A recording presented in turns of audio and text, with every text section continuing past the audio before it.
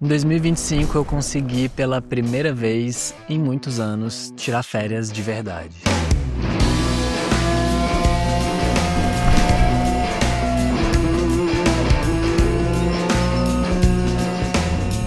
Foram 18 dias de viagem, saindo da Alemanha, onde a gente mora, e curtindo o interior da Itália, descansando, explorando e comendo muita comida italiana direto da fonte.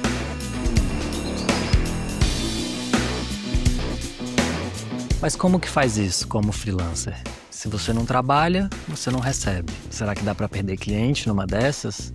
Eu vou falar aqui da minha experiência nas férias em si, mas também da minha organização, meu planejamento em relação ao trabalho e onde eu tive que ceder um pouquinho também. E aí vou dar um spoiler aqui. Parece inacreditável, mas eu fui para a Itália com 3 clientes e voltei com 4. Então vamos lá, como que isso funcionou exatamente? Antes de mais nada, quando a gente decidiu fazer essa viagem e marcou as datas, eu avisei os 3 clientes fixos que eu mantinha na época que teria essa pausa e que a gente precisava planejar a produção de uma frente de vídeos caso houvesse alguma publicação que eles quisessem fazer nesse período. E aí, normal, para fazer isso pode ser que haja um certo receio. A gente pensa, será que o cliente vai aceitar isso? Eles vão querer parar de trabalhar comigo? Bom, em relação a isso, eu acho que tem 2 coisas para a gente explorar rapidinho aqui. A primeira é que nós somos pessoas. A gente precisa de pausas, de momentos de descanso e de ocupar a nossa vida com coisas que não sejam relacionadas ao trabalho.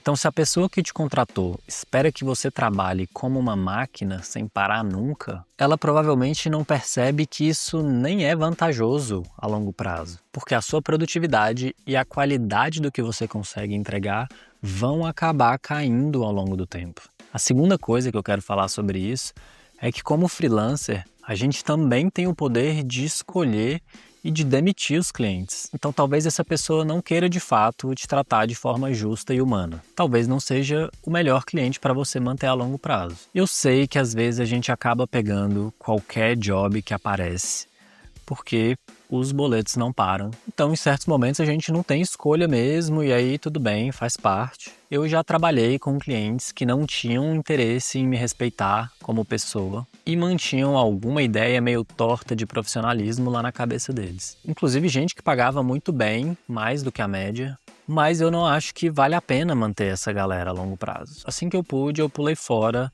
e mantive as relações profissionais que eu acho que se encaixam melhor com a forma como eu acho que esse trabalho deveria ser. Já há alguns anos eu mantenho clientes que não são só bons clientes, mas também pessoas decentes, justas. Então, quando eu precisei falar com eles e organizar essa pausa, eu não tive problema nenhum. A gente se organizou e eu pude tirar as minhas férias.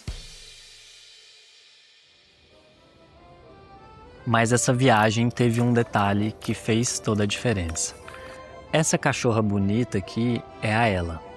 Em viagens longas assim, normalmente alguém fica cuidando dela pra gente. Só que dessa vez, a gente resolveu que ela iria junto. E por conta de como a CNH brasileira funciona nos países europeus, a gente não pode dirigir na Alemanha, mas pode na Itália, por exemplo. Então lá a gente alugou um carro para viajar. Mas para chegar até a Itália, a gente tinha que encarar 10 horas de trem até Milão e depois mais 10 horas na volta. Então eu falei para os clientes que eu não trabalharia na maioria desses dias, mas que eu poderia trabalhar em alguns deles com horário reduzido. E aí, quando chegou o momento de viajar, eu levei um job para finalizar no trem durante o primeiro dia de viagem, acertei outro para trabalhar uns 2 dias no meio da viagem, e também trabalhei um pouco na volta. Apesar de desaguar em Milão, a nossa vontade mesmo era conhecer o interior da Itália. Então a gente planejou passar por 3 cidades pequenas. Uma na região de Piemonte e outras 2 cidadezinhas na Toscana. No interior deu para descansar a cabeça de verdade. Ou a gente estava comendo, fazendo umas trilhas longas, descobrindo a beleza natural dos lugares, lendo, e, no meu caso, eu me diverti filmando um monte de coisa legal. O primeiro lugar que a gente ficou se chama Monte Urrueiro. A gente ficou no Airbnb em uma fazenda de uva, na paz, distante até de qualquer estrada muito movimentada. Deu para visitar Alba, Turim, experimentar restaurante chique, reler o Guia do Mochileiro das Galáxias e a Luz da Lareira e rodar um monte pelas cidadezinhas da região. No 7º dia das férias, a gente passou umas horas dentro do carro fazendo muita curva em montanha para chegar no nosso segundo destino. Cávola é um vilarejo tão pequeno e isolado que basicamente todo mundo sabe que você é turista, porque obviamente você não mora ali. Os pouquíssimos restaurantes que existem são para atender os locais com a comida italiana mais autêntica, deliciosa e barata que a gente encontrou. De verdade. E aí, tá delícia?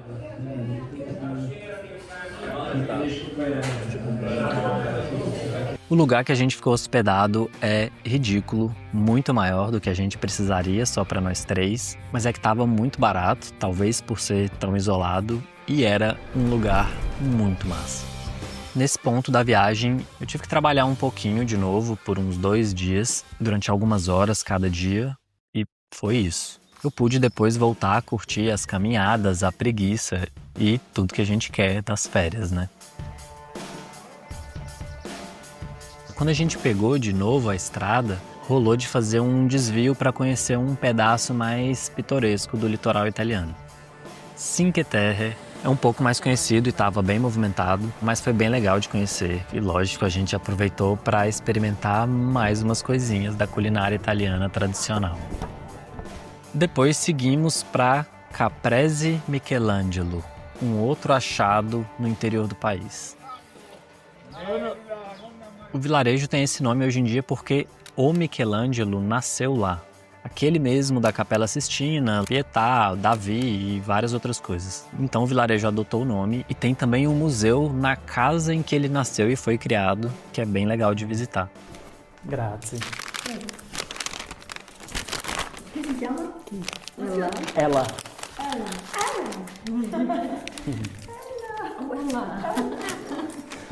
Nessa terceira casa que a gente ficou, eu até trabalhei um pouquinho tecnicamente, mas foi na verdade nesse projeto aqui, que é um projeto meu, coisa que eu queria fazer. Então poderia até ter ficado sem trabalhar, mas eu aproveitei bastante o tempo livre também. A gente encontrou alguns lugares com um visual incrível ao redor de onde a gente estava. A gente levou até pizza, café e torta Danona para fazer um piquenique no meio do nada e subimos até o topo da montanha mais alta da região. Só tinha gente lá, o que foi inacreditável, e deu para fazer umas imagens muito legais.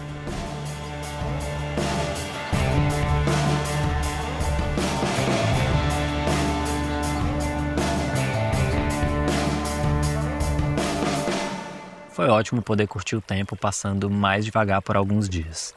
Sem deadline, sem correria. E foi tão bom que eu já estava planejando nem editar no trem na volta, porque não tinha nada de urgente para ser entregue, então começar o trampo um dia antes, um dia depois, quando eu já estivesse de volta em casa, não ia fazer muita diferença nesse caso. Mas eu mesmo estraguei os meus planos, porque eu resolvi fazer uma parte do trabalho que nem é o trabalho de edição em si. Você lembra que eu falei que eu voltei da Itália com um cliente a mais? Pois é uma cliente, na real.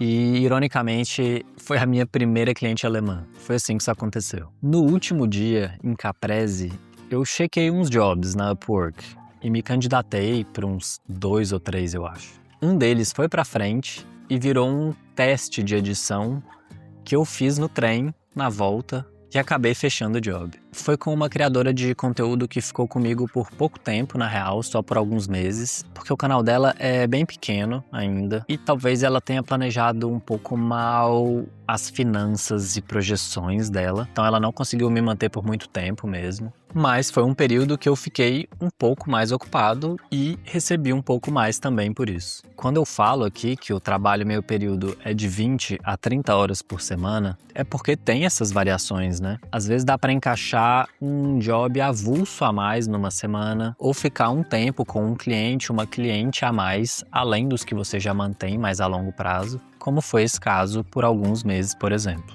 E vocês estão vendo aí que dá para se organizar e curtir uns dias de descanso. Eu fui para Itália porque eu tô geograficamente perto aqui, de certa maneira, mas meu ponto principal é que a gente tem que se esforçar para conseguir conquistar esses momentos também. Mesmo trabalhando como freelancer, sem ter alguém que bancaria férias remuneradas pra gente. A gente precisa organizar isso com nossos clientes, tem que separar a grana que a gente não vai receber por aquele período ao longo do ano, mas é possível e vale muito a pena.